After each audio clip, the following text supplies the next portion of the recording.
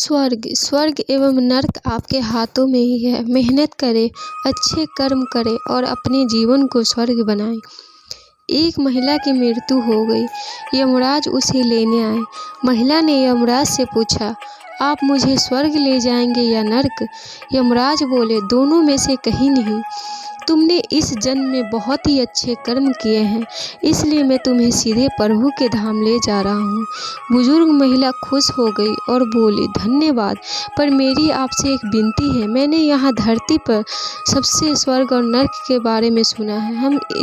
एक बार इन दोनों जगहों को देखना चाहती हूँ। यमराज बोले, तुम्हारे कर्म अच्छे हैं, इसलिए मैं तुम्हारी यह इच्छा पूरी करता हूँ। चलो हम स्वर्ग और नर्क के रास्ते से होते हुए प्रभु के धाम चलेंगे। दोनों चल पड़े। सबसे पहले नरक आया। नरक में बुजुर्ग महिला ने जोर जोर से लोगों की रोने की आवाज़ सुनी। नरक में सभी लोग दुबले पतले और बीमार दिखाई दे रहे थे। महिला ने एक आदमी से पूछा, यहाँ आप सब लोगों की ऐसी हालत क्यों है? आदमी बोला, तो और कैसी हालत होगी? मरने के बाद जब से यहाँ आया हूँ हमने एक दिन भी खाना नहीं खाया। भूख से हमारी आत्माएं तड़प रही है। बुजुर्ग महिला की नज़र एक विशाल पतीले पर पड़ी। सब लोग बहुत खुश दिखाई दे रहे थे।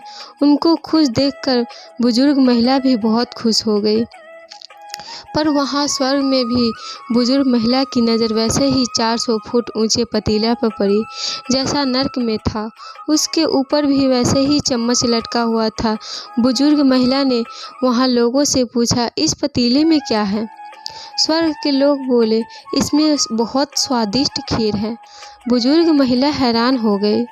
उनसे बोली, पर यह पतीला तो 400 फीट ऊंचा है, आप लोग तो इस तक पहुंच ही नहीं पाते होंगे। उस हिसाब से तो आप लोगों को खाना मिलता ही नहीं होगा, आप लोग भूख से बेहाल होंगे। पर मुझे तो आप सभी इतने खुश लग रहे हैं, ऐसे कैसे? लोग बोले, हम तो सभी लोग इस पतीले में से पेट भर के खीर खाते हैं। महिला बोली, पर कैसे? पतीला तो बहुत ऊंचा है। लोग बोले, तो क्या हो गया? पतीला ऊंचा है तो यहाँ पर कितने सारे पेड़ हैं। इस पर नहीं, ये पेड़ पौधे, नदी, झरने हम मनुष्य के उपयोग के लिए तो बनाए हैं।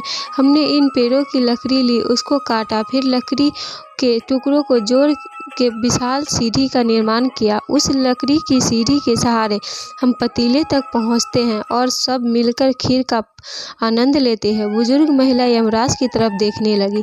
यमराज मुस्कुराए बोले, ईश्वर ने स्वर्ग और नरक मनुष्य के हाथों में ही सौंप रखा है। चाहे तो अपने लिए नरक बना लो, चाहे तो अपने लिए स्वर्ग। ईश्वर ने सबको एक समान हालतों में डाला है। उसके सभी बच्चे एक समान हैं। वो किसी से भेदभाव नहीं करते। वहाँ नर्क में भी पेड़ पौधे सब थे, पर कि लोगों की आलसी, उन्हें खीर हाथ में चाहिए। वो कोई काम नहीं करना चाहते, कोई मेहनत नहीं करना चाहता, इसलिए सब भूख से बेहाल है। यही तो ईश्वर की बनाई इस दुनिया का नियम है।